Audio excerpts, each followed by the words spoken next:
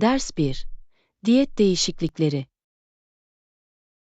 Diyetinizde de herhangi bir değişiklik yaptınız mı? Evet, son zamanlarda daha sağlıklı besleniyorum ve daha fazla tam gıdaya odaklanıyorum. Bunu duymak harika. Dengeli bir diyet enerji seviyenizi gerçekten artırabilir. Kesinlikle. Geçiş yaptığımdan beri kendimi daha canlı ve odaklanmış hissediyorum. Ne tür yiyecekleri dahil ettiğiniz hakkında daha fazla bilgi edinmek isterim. Yemeklerime daha fazla meyve, sebze ve kepekli tahıl ekledim. Kulağa lezzetli geliyor. Besleyici yiyeceklerin ne kadar tatmin edici olabileceği şaşırtıcı. Evet ve işleri ilginç tutmak için yeni tarifler denemekten zevk alıyorum.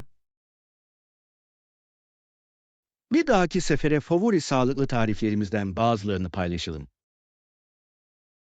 Ders 2. Sualtı maceraları. Orada tavsiye ettiğiniz belirli aktiviteler veya cazibe merkezleri var mı?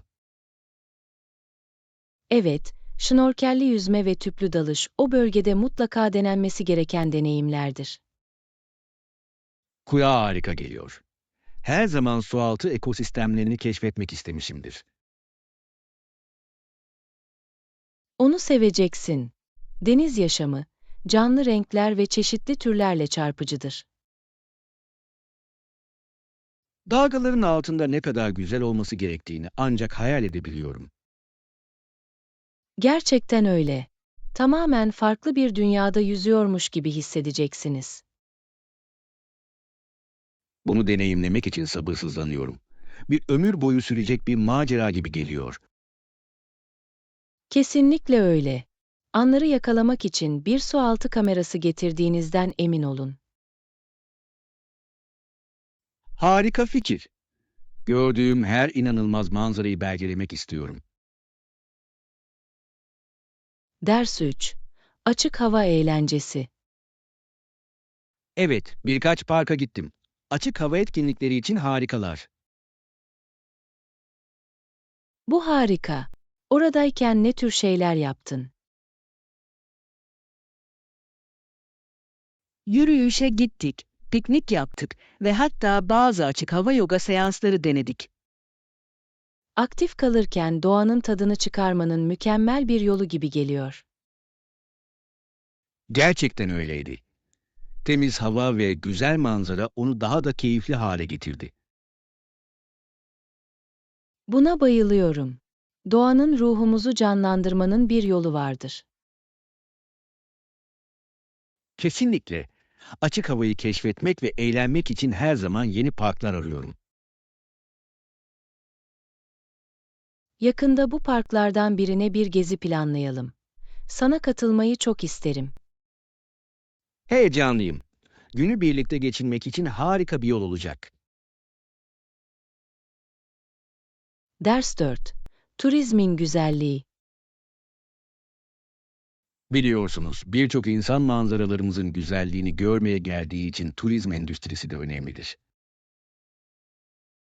Kesinlikle. Ziyaretçilerin doğal cazibe merkezlerimize ve kültürel alanlarımıza nasıl çekildiği büyüleyici. Evet ve yerel ekonomi üzerindeki etkileri önemli olabilir. İş sağlayabilir ve işletmeleri canlandırabilir. Tamamen katılıyorum. Toplulukların eşsiz cazibelerini korurken, turizmi benimsemeleri çok önemlidir. Kesinlikle. Bu yerlerin gelecekteki ziyaretçiler için güzel kalmasını sağlamak için sürdürülebilir uygulamaları teşvik etmeliyiz. Evet, turizmi koruma ile dengelemek çevremizi korumanın anahtarıdır. Seyahatin insanları farklı kültürler ve gelenekler hakkında nasıl eğitebileceğini seviyorum. Kesinlikle. Çeşitlilik için bir anlayış ve takdir dünyası açar. Yerel cazibe merkezlerimizi vurgulamak ve ziyaretçileri sorunlu bir şekilde meşgul etmek için bazı girişimler planlayalım. Ders 5. Sabah çayı. Sabahları çayı tercih ederim. Güne sakin bir notla başlamama gerçekten yardımcı oluyor. Oh gerçekten. Genelde kahve içerim. Ama bir fark yaratıp yaratmadığını görmek için bir ara denemeliyim. Özellikle çeşitli lezzetleri ve sağlık yararları ile çayın ferahlatıcı olduğunu görebilirsiniz. Kulağa ilginç geliyor. Tavsiye ettiğiniz favori bir çay çeşidiniz var mı? Yeşil çayı kesinlikle seviyorum. Hafif ve gerginlik olmadan bana doğru miktarı enerji veriyor. Yeşil çayın antioksidanlarla dolu olduğunu duydum. Belki sabah rutinim için ona geçmeliyim. Kesinlikle bir dene. Tost veya meyve gibi hafif bir kahvaltıyla eşleştirmeyi bile deneyebilirsiniz. Kulağa lezzetli geliyor. Zaten rahat bir sabah hayal edebiliyorum. Çay yudumlarken ve güzel bir yemeğin tadını çıkarıyorum. Kesinlikle. Ayrıca gün meşgul olmadan önce kendinize biraz zaman ayırmanın harika bir yolu. Ders 6. Alışkanlıkları kırmak. Gün geçtikçe kötü alışkanlıklarımı, özellikle de çok fazla tatlı yeme eğilimimi kırmaya çalışıyorum. Ne demek istediğini biliyorum. Bu cazip ikramlara direnmek gerçekten zor olabilir. Zor ama tatlıları sadece hafta sonlarıyla sınırlamak gibi kendim için küçük hedefler koyuyorum. Bu akıllı bir yaklaşım gibi geliyor. Hafta boyunca direnmenize yardımcı olacak bir şey buldunuz mu? Meyve veya kuru yemiş gibi daha sağlıklı atıştırmalıkları elimde tutmaya çalışıyorum. Bu yüzden kendimi mahrum hissetmiyorum. Bu harika bir strateji. Alternatiflere sahip olmak, istek vurduğunda gerçekten bir fark yaratabilir. Kesinlikle. Ayrıca daha sağlıklı seçimler yapmak ve olumlu değişiklikleri görmek ödüllendirici geliyor. Kararlılığınıza hayranım. Bazı stratejilerinizi kendim benimsemem gerekebilir. Birbirimizi destekleyebiliriz. Belki yol boyunca ilerlememizi ve ipuçlarımızı paylaşabiliriz. Ders 7. Futbol ve reklam. 2,45 dakikalık yarısı ve sürekli oyunu ile futbol, izlemek için heyecan verici bir spordur. Doğru. Ama reklamlar ve reklamcılık için idealden daha az olduğunu fark ettim. Ki bu ilginç. Doğru mu? Uzun kesintisiz oyun, reklamlar için daha az fırsat anlamına gelir ve sponsorluk için zorlaştırır. Özellikle reklam molalarını doldurmaları gerektiğinde ağlar için bir zorluktur. Kesinlikle. Bazı sporlarda oyunu bozmadan reklam eklemeyi kolaylaştıran duraklamalar vardır. Bunun takımların sponsorluklardan diğer sporlara kıyasla ne kadar para kazandığını etkileyip etkilemediğini merak ediyorum. Muhtemelen öyle. Futbol, bu geliri desteklemek için büyük ölçüde mal ve bilet satışlarına güveniyor. Bu mantıklı. Taraftarlar genellikle takımlarını çeşitli şekillerde destekleyecek kadar kendini adamıştır. Kesinlikle. Diğer sporlarda kopyalanması zor benzersiz bir atmosfer yaratır. Ders 8. Seyahat fotoğrafları. Hey, son seyahat fotoğraflarımı sosyal medyada gördün mü? Hayır, yapmadım. Bu sefer nereye gittin? Dağlara harika bir geziden yeni döndüm. Manzara nefes kesiciydi. Kulağa inanılmaz geliyor. Manzaranın ne kadar güzel olması gerektiğini ancak hayal edebiliyorum. Gerçekten öyleydi. Bazı harika gün doğumlarını ve sonbahar yapraklarının canlı renklerini yakaladım. Bunları görmeyi çok isterim. Doğa fotoğrafçılığı çok büyüleyici ve ilham verici olabilir. Size albümümün bağlantısını göndereceğim. Sanırım gerçekten keyif alacaksınız. Lütfen yap. İyi bir seyahat hikayesini ve onunla birlikte gelen fotoğrafları her zaman takdir ediyorum. Her fotoğrafın arkasındaki hikayeleri eklediğimden emin olacağım. Deneyime çok daha fazlasını katıyorlar. Ders 9. Evcil hayvan alanı kurulumu. Tartıştığımız alana yatak takımlarını, oyuncaklarını ve yemek kaselerini dahil etmeyi düşünüyordum. Kulağa mükemmel geliyor. Her şeyin organize edilmesi onlar için çok daha rahat hale getirecektir. Kesinlikle. Rahatlayabilecekleri ve kendilerini evlerinde hissedebilecekleri rahat bir alan yaratmak istiyorum. Evcil hayvanların kendi belirlenmiş alanlarına sahip olmaları çok önemlidir. Bu tür bir ortamda gelişirler. Katılıyorum. Ayrıca evi düzenli tutmaya ve dağınıklığı önlemeye yardımcı olur. Bu harika bir nokta. Küçük bir organizasyonun ne kadar büyük bir fark yaratabileceği şaşırtıcı. Kesinlikle. Alan kurulduktan sonra nasıl tepki verdiklerini görmek beni heyecanlandırıyor. En sevdikleri şeylerle çevrili yeni alanlarının tadını çıkardıklarını hayal edebiliyorum. İlerlemeleri hakkında sizi güncel tutacağım. Eminim seveceklerdir. Ders 10. Fotoğraf planları. Müthiş. Kameramı da getireceğim. Gezimiz sırasında bazı fotoğraflar çekebiliriz. Kulağa çok eğlenceli geliyor. Anları yakalamayı ve anılar oluşturmayı seviyorum. Ben de fotoğraflara dönüp bakmanın ve bu deneyimleri yeniden yaşamanın özel bir yanı var. Kesinlikle. Ayrıca, maceralarımızı daha sonra arkadaşlarınızla ve ailenizle paylaşmanın harika bir yolu. Beklenenden daha fazla fotoğraf çekmemiz ihtimaline karşı fazladan pil getirdiğimden emin olacağım. İyi düşünce. Hazırlıklı olmak her zaman daha iyidir. Özellikle fotoğraf söz konusu olduğunda. Kesinlikle. Ayrıca farklı açılarla ve aydınlatmalarla denemekten heyecan duyuyorum. Ruh bu.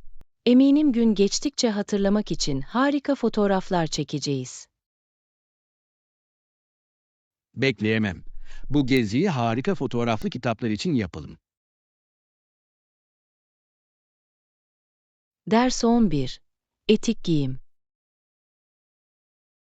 Hey, hiç etik kıyafetler için alışveriş yapmayı düşündün mü?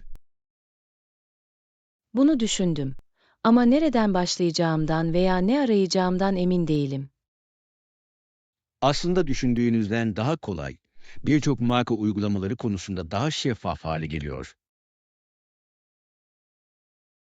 Bunu bilmek güzel. Sürdürülebilirlik ve etik üretime öncelik veren şirketleri takdir ediyorum. Kesinlikle. Değerlerimizle uyumlu ve aynı zamanda şık görünen markaları desteklemek harika hissettiriyor. Etik kıyafetlere odaklanan belirli markalar hakkında daha fazla bilgi edinmek isterim. Orada çok şey var. Son zamanlarda keşfettiğim bazı önerileri paylaşabilirim. Bu harika olurdu. Moda alışverişlerimde daha bilinçli seçimler yapmak istiyorum. Birlikte hem güzel hem de etik olarak yapılmış seçenekleri keşfedebiliriz. Ders 12. Eşya alışverişi. Ne tür bir ürün arıyorsunuz? Belki bir kitap ya da güzel bir kalem. Henüz karar vermedim. Ama kesinlikle yaratıcılığıma ilham verecek bir şeye ihtiyacım var. İyi bir kitap bunun için harikalar yaratabilir. Aklınızda belirli bir tür var mı? Kurgudan, özellikle beni farklı dünyalara ve bakış açılarına taşıyan hikayelerden hoşlanıyorum. Kulağa harika geliyor. Son zamanlarda beni büyüleyen bazı harika başlıklar önerebilirim. Bunu çok isterdim. Ayrıca günlük tutmayı sevdiğim için güzel bir kalem arıyorum. Kaliteli bir kalem yazmayı çok daha keyifli hale getirebilir. Belirli markaları denediniz mi? Henüz değil. Ama sorunsuz yazma deneyimleriyle tanınan birkaç kişi hakkında iyi şeyler duydum. İlginizi çeken hem bir kitaba hem de bir kaleme göz atalım. Ders 13. Öğeleri düzenleme. Öğeleri kategorilere ayırmak ve sizin için uygun depolama çözümleri bulmak önemlidir. Tamamen katılıyorum. Yerinde bir sisteme sahip olmak hayatı çok daha kolay hale getirebilir. Kesinlikle. İşleri türe ve kullanım sıklığına göre sıralamayı seviyorum. Bu da düzenli kalmama yardımcı oluyor. Bu akıllı bir yaklaşım. Kendimi sık sık dağınıklıktan bunalmış buluyorum. Bu yüzden sistemimi geliştirmem gerekiyor. Belki etkili bir organizasyon planı oluşturmanıza yardımcı olmak için bazı fikirlere birlikte beyin fırtınası yapabiliriz. Buna minnettar olurum. Küçükten başlamak onu daha yönetilebilir hale getireceğini düşünüyorum. Kesinlikle. Bir seferde bir alana odaklanmak zaman içinde önemli gelişmelere yol açabilir. Bu fikri beğendim. Kulağa daha az göz korkutucu ve daha ulaşılabilir geliyor. Birlikte bu organizasyon projesinin üstesinden gelebilir ve düzenli bir alanın avantajlarından yararlanabiliriz. Ders 14. Akşama egzersizleri. Gün için peki ya sen?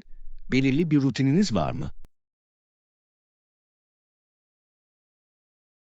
Akşama egzersizlerini tercih ederim. Yoğun bir günün ardından gevşememe yardımcı olurlar. Bu stresi azaltmak için harika bir yol. Akşama egzersizlerinin çok etkili olabileceğini duydum. Kesinlikle. Akşama seanslarımda daha enerjik ve odaklanmış hissediyorum. O sırada yapmaktan zevk aldığınız favori bir egzersiz türünüz var mı? Yogayı seviyorum. Uzun bir günün ardından rahatlamama ve esnememe yardımcı oluyor. Yoga hem beden hem de zihin için harikadır. Bu akşamlardan birinde sana katılmam gerekebilir. Yapmalısın. Birlikte pratik yapmak ve birbirlerini motive etmek eğlenceli olurdu. Fikir için heyecanlıyım. İlk yoga seansımız için bir tarih belirleyelim. Ders 15. Oda servisi. Rahatsızlık için özür dilerim. Bu eşyaları odanıza da göndereceğim. Teşekkür ederim.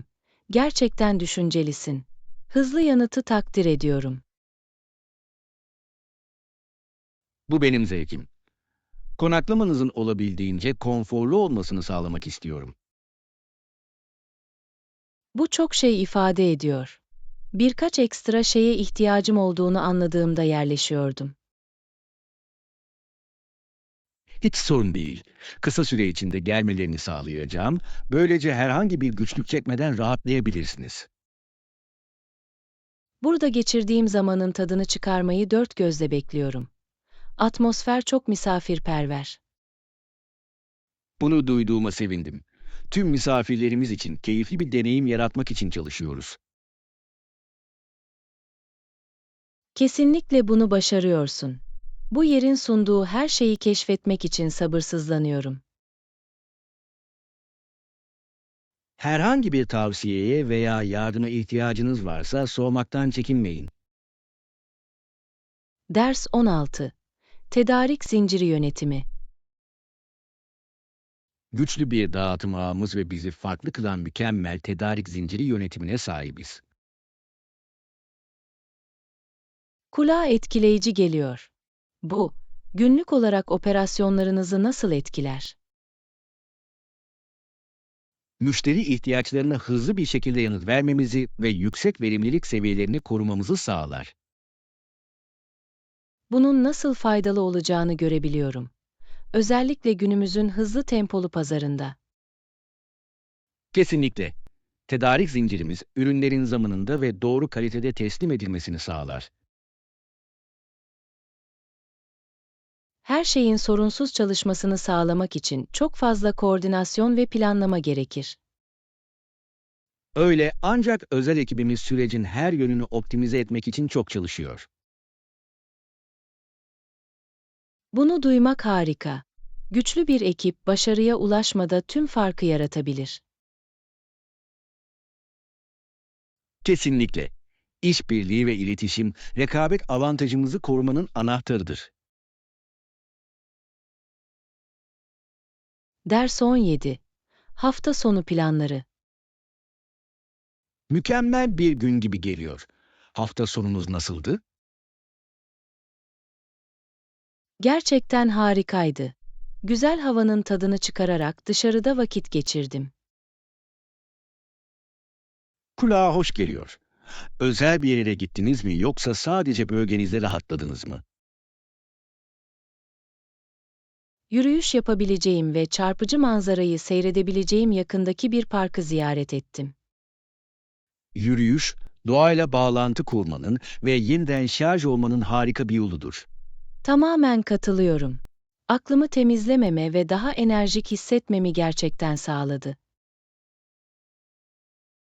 Buna bayılıyorum. Doğanın ruhumuzu canlandırmanın bir yolu var değil mi? Kesinlikle. Dışarıda vakit geçirdikten sonra kendimi her zaman daha dengeli hissediyorum. Yakında benzer bir gezi planlamalıyım. Çok ihtiyaç duyulan bir kaçış gibi geliyor. Ders 18. Toplantı planları. Kulağa mükemmel geliyor. Zamanında orada olacağım. Müthiş. Görüşmemizi ve fikirlerimizi tartışmayı dört gözle bekliyorum. Ben de. Bence birlikte geçirdiğimiz süre boyunca ele almamız gereken birçok heyecan verici şeyimiz var. Kesinlikle. Beyin fırtınası yapmak ve sizinle işbirliği yapmak her zaman ilham vericidir. Bunun için minnettarım. Tartışmalarımızın yeni fikirleri ve yaratıcılığı nasıl ateşlediğini seviyorum. Kesinlikle. Aynı coşkuyu ve vizyonu paylaşan birine sahip olmak harika. Toplantımızda neler bulabileceğimizi görmek için heyecanlıyım. Burada da aynı. Zamanımızdan en iyi şekilde yararlanalım ve harika bir şey bulalım. Kesinlikle. Üretken bir seans yapacağımızdan ve harika sonuçlar elde edeceğimizden eminim. Ders 19. Dil öğrenimi. İspanyolca öğrenmek istiyorum. Peki ya sen? Her zaman Fransızca öğrenmek istemişimdir. Çok güzel bir dil. Kulağa harika geliyor. Fransızcanın gerçekten çekici olan belirli bir zarafeti var. Gerçekten yapıyor. Ayrıca, Fransa'ya seyahat ederken çok faydalı olurdu. Kesinlikle. Bence birlikte pratik yapmak eğlenceli olurdu, belki bir sınıfa katılmak bile. Bu fikri seviyorum. Bir partnerle öğrenmek deneyimi daha keyifli hale getirebilir.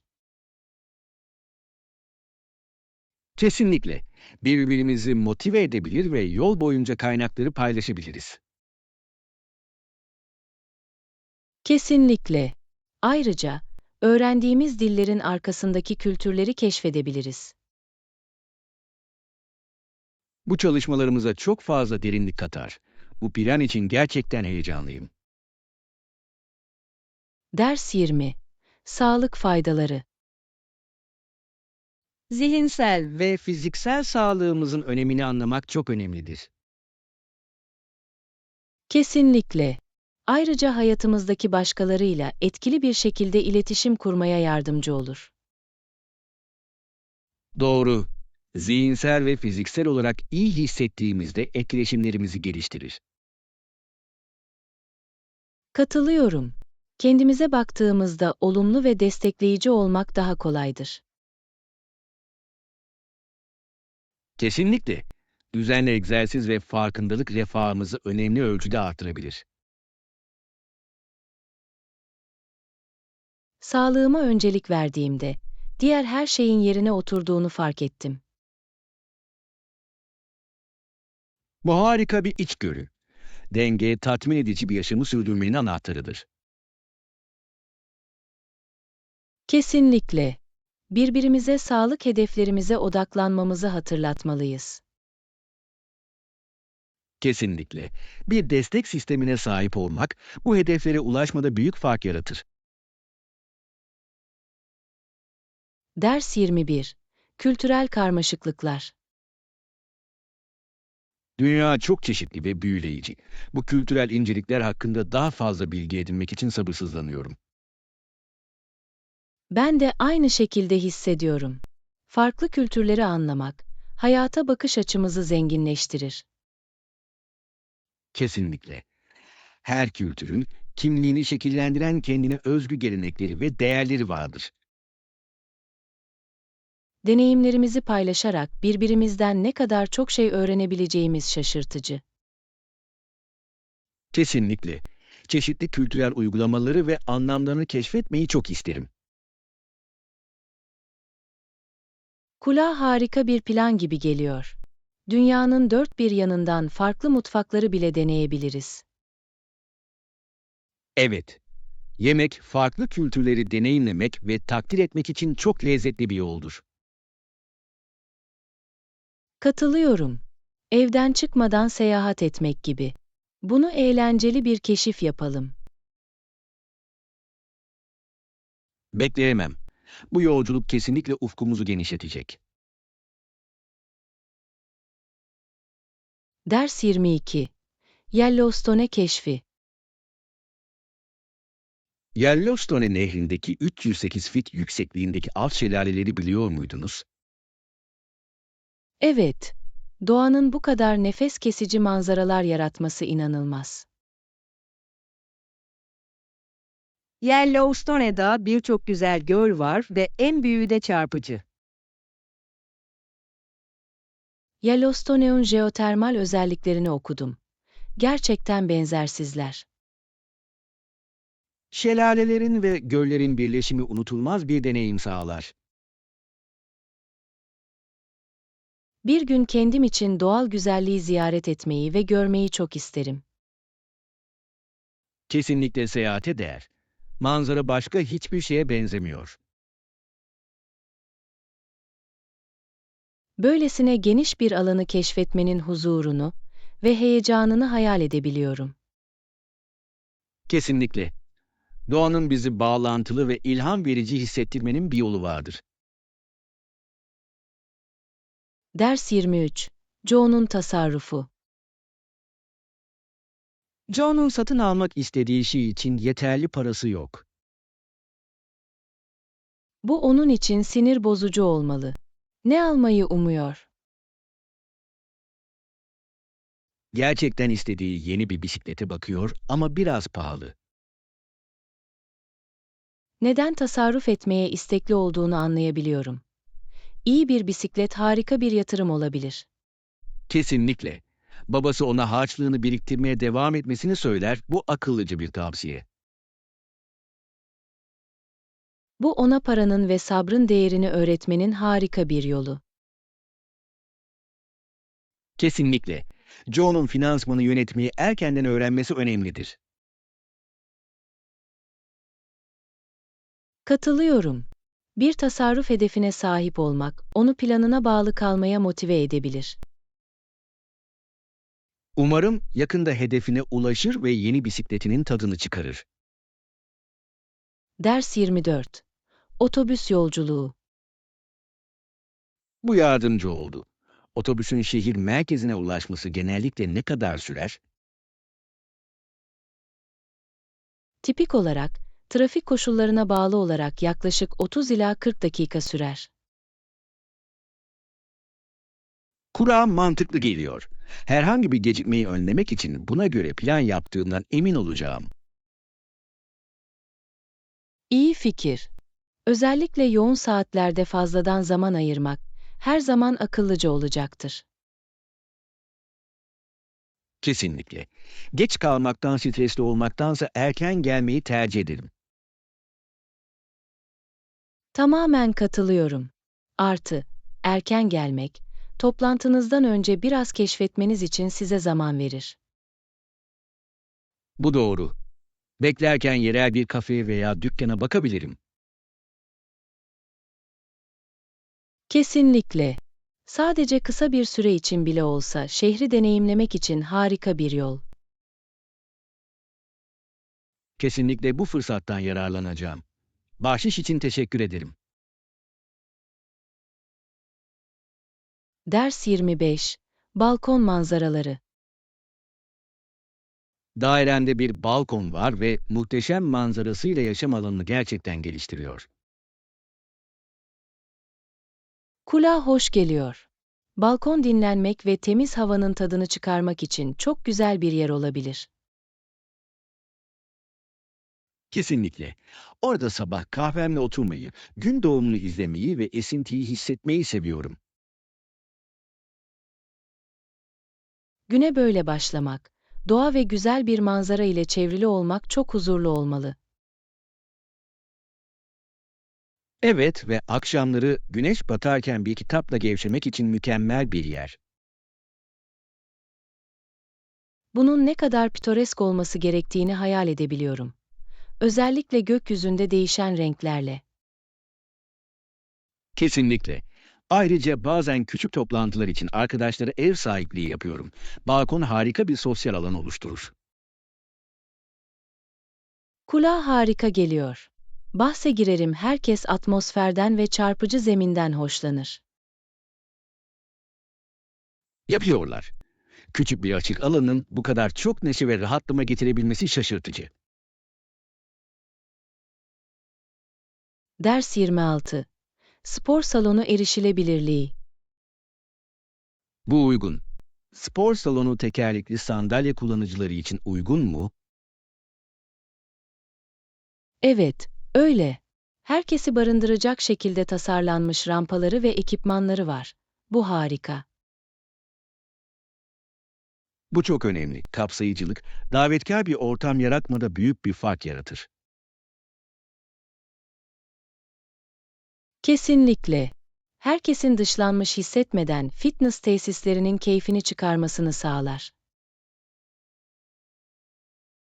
Erişilebilirliğe öncelik veren spor salonlarını gerçekten takdir ediyorum. Topluma olan bağlılıklarını gösterir. Kesinlikle. Farklı ihtiyaçları karşılayan ve herkes için sağlığı destekleyen tesisleri görmek ilham verici. Bence daha fazla insanı herkes için faydalı olan fiziksel aktiviteye katılmaya teşvik ediyor. Kesinlikle. Herkes, koşullarına bakılmaksızın fitness hedeflerini takip etme fırsatına sahip olmalıdır. Tamamen katılıyorum. Daha sağlıklı ve daha kapsayıcı bir topluma doğru olumlu bir adımdır. Ders 27. Yenilenebilir enerji odağı. Kariyerimde yenilenebilir enerji ve sürdürülebilirliğe odaklanmaya meyilliyim. Kulağa harika bir yön gibi geliyor. Dünyanın sürdürülebilir uygulamalar için daha fazla savunuculara ihtiyacı var. Öyle inanıyorum. İklim değişikliği çok acil bir sorun olduğu için bir fark yaratmalıyız. Kesinlikle. Her küçük çaba önemlidir. Özellikle gezegenimizi korumak söz konusu olduğunda. İster eğitim ister yenilikçi çözümler yoluyla olsun, sahip olabileceğim potansiyel etki konusunda heyecanlıyım. Ruh bu. Olumlu değişim yaratma konusunda bu kadar tutkulu birini görmek ilham verici. Teşekkür ederim. Bence hepimizin sürdürülebilir bir geleceğe katkıda bulunma sorumluluğu var. Daha fazla aynı fikirde olamazdım. Yenilenebilir enerji hakkında bilgi paylaşmak, başkalarını harekete geçme konusunda güçlendirebilir. Kesinlikle. Birlikte gelecek nesiller için daha sağlıklı bir gezegen için çalışabiliriz. Ders 28. Hızlı durma. Harika. O malzemeleri almak için giderken çabucak duracağım. Dışarı çıkmadan önce bilmem gereken başka bir şey var mı? Herkese toplantı saatini hatırlattığınızdan emin olun. Hepimizin aynı sayfada olmamız önemlidir. Yapacağım. Herkesin bir sonraki adımlarımızı tartışmaya hazırlıklı ve hazır olması her zaman iyidir. Kesinlikle. Birlikte geçirdiğimiz zamanı en üst düzeye çıkardığımızdan ve toplantıdan en iyi şekilde yararlanmamızı sağlamak istiyorum. Bu akıllı bir yaklaşım. Net bir gündeme sahip olmak kesinlikle odaklanmamıza yardımcı olacaktır. Evet, dışarıdayken almamı istediğin özel bir şey varsa haber ver. Bunu düşüneceğim. Yardım etme isteğiniz için teşekkür ederim. Hiç sorun değil. Gitmeden önce mutlaka kontrol edeceğim. Ders 29. Bakkal alışverişi. Selamlar. Şimdiye kadar günün nasıl geçti? Fena değil. Bakkal alışverişinden yeni döndüm ve oldukça maceraydı. Oh gerçekten. Sonunda ne aldın? Taze meyve ve sebzelerin bir karışımı aldım. Ama koridorlarda birkaç kalabalıktan kaçmak zorunda kaldım. Hayal edebiliyorum. Bakkal alışverişi oldukça zor olabilir, özellikle yoğun saatlerde. Kesinlikle öyleydi. Ama listemdeki her şeyi bulmayı başardım. Bu da küçük bir zafer gibi geldi. Bunu duymak harika. İhtiyacınız olan tüm öğeleri kontrol etmek her zaman tatmin edicidir. Kesinlikle. Ayrıca denemek için bazı yeni atıştırmalıklar buldum. Bu yüzden genel olarak verimli bir yolculuktu.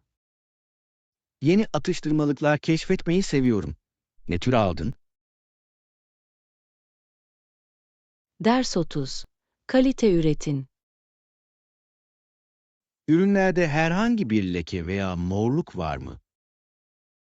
Kontrol ettim ve her şey taze ve canlı görünüyor. Bu bir rahatlama. Bu iyi. Özellikle meyve ve sebzeler söz konusu olduğunda kaliteli ürünler seçmek önemlidir. Kesinlikle. Satın almadan önce her zaman ürünün mükemmel durumda olduğundan emin olmaya çalışıyorum. Meyve ve sebze seçerken nelere dikkat etmeliyim? Lekelerin yanı sıra sertliği ve kokuyu da kontrol etmelisiniz. Bunlar tazeliğin iyi göstergeleridir. Harika ipuçları. Bir dahaki sefere alışveriş yaptığımda bu detaylara göz kulak olacağım. Yemeklerinizin tadı ve kalitesinde gerçekten bir fark yaratır. Katılıyorum. Taze malzemeler bir yemeği tamamen başka bir seviyeye yükseltebilir. Ders 31. Tatil karşılaşması. Selamlar. Tatil için mi buradasın? Evet, bu sefer yalnız seyahat ediyorum. Bu benim için yeni bir deneyim. Kulağa heyecan verici geliyor. Yalnız seyahat oldukça özgürleştirici ve ödüllendirici olabilir. Gerçekten öyle. Kendi hızımda keşfetmeyi ve yeni insanlarla tanışmayı dört gözle bekliyorum. Kesinlikle. Yeni yerleri kendi başınıza keşfetmenin özel bir yanı var. Katılıyorum. İsterseniz planlarınızı kendiliğinden değiştirme özgürlüğü verir. Kesinlikle. Buradayken ziyaret etmek istediğiniz belirli yerler buldunuz mu? Evet, kontrol etmek için sabırsızlandığım yerel cazibe merkezlerinin ve gizli mücevherlerin bir listesine sahibim. Bu harika bir bilen gibi geliyor. Umarım keşfederken harika zaman geçirirsin. Ders 32. Evde bira. Evde bira yapmak zor mu? İlk başta zor olabilir. Ancak süreci öğrenmenize yardımcı olacak birçok kaynak var. Bunu bilmek güzel. Evde bira yapımını ve nasıl çalıştığını her zaman merak etmişimdir. Eğlenceli bir hobi. Bir kez alıştıktan sonra farklı tatlar ve stilleri deneyebilirsiniz. Kendi tariflerimi oluşturma fikrini seviyorum. Başlamak için ilk adım nedir? Malt, şerbetçi otu, maya ve su gibi bazı temel ekipman ve malzemelere ihtiyacınız olacak. Kulağa yönetilebilir geliyor. Yeni başlayanlar için önereceğiniz özel kitler var mı? Evet, ilk partinizi hazırlamak için ihtiyacınız olan her şeyi içeren birçok harika başlangıç kiti mevcuttur. Kesinlikle buna bakacağım. Zamanımı geçirmenin keyifli bir yolu gibi geliyor. Ders 33. Strateji sorunları. Mevcut stratejimizde hangi sorunları görüyorsunuz? Hedeflerimize ulaşmak başlangıçta planladığımızdan daha uzun sürüyor. Ki bu endişe verici. Bunu da fark ettim. Bu gecikmelere neyin sebep olduğunu analiz etmemiz gerekiyor. Kesinlikle. Bence yöntemlerimizi değerlendirmeli ve sürecimizdeki herhangi bir darboğazı belirlemeliyiz. Bu mantıklı. Verimliliği artırabileceğimiz alanları belirlemek çok önemlidir. Son teslim tarihlerimizi daha etkili bir şekilde karşılamamıza yardımcı olmak için bazı görevlerimizi kolaylaştırabileceğimiz Kabul inanıyorum. ettim. Bazı çözümlere beyin fırtınası yapalım ve bu sorunları ele almak için bir plan yapalım. Gemideyim. Başarımızı sağlamak için proaktif kalmamız çok önemlidir. Kesinlikle. Birlikte bu zorlukları büyüme fırsatlarına dönüştürebiliriz. Ders 34. Bunu gerçekleştirmek. Hadi bu yıl gerçekleştirelim. Senin için heyecanlıyım. Teşekkür ederim. Umarım yapmak istediğim her şeyi başarırım. İnanıyorum ki yapacaksın. Kararlılığınız ve sıkı çalışmanızla hedeflerinize ulaşabilirsiniz. Desteğiniz için minnettarım. İlerlemeye devam etmem için beni gerçekten motive ediyor. Doğru zihniyete sahipsin. Odaklanmış ve pozitif kalmak sizi başarıya götürecektir. Kesinlikle. Bu yıl önüme çıkan her türlü zorluğun üstesinden gelmeye hazırım. Ruhu, başardığın tüm harika şeyleri görmek için sabırsızlanıyorum. Teşekkür ederim. Birinin bana inanması büyük bir fark yaratıyor. Yolun her adımında sizi tezahürat edeceğim. Bu yılı unutulmaz kılalım. Ders 35. Sessiz oda isteği. Merhaba, giriş yapıyorum. Sokak gürültüsünden uzakta sessiz bir oda isteyebilir miyim? Tabii ki. Rahat bir konaklama geçirmenizi sağlamak istiyoruz. Koşuşturmadan uzakta. Bu harika olurdu. Bu konuda yardımınız için gerçekten minnettarım.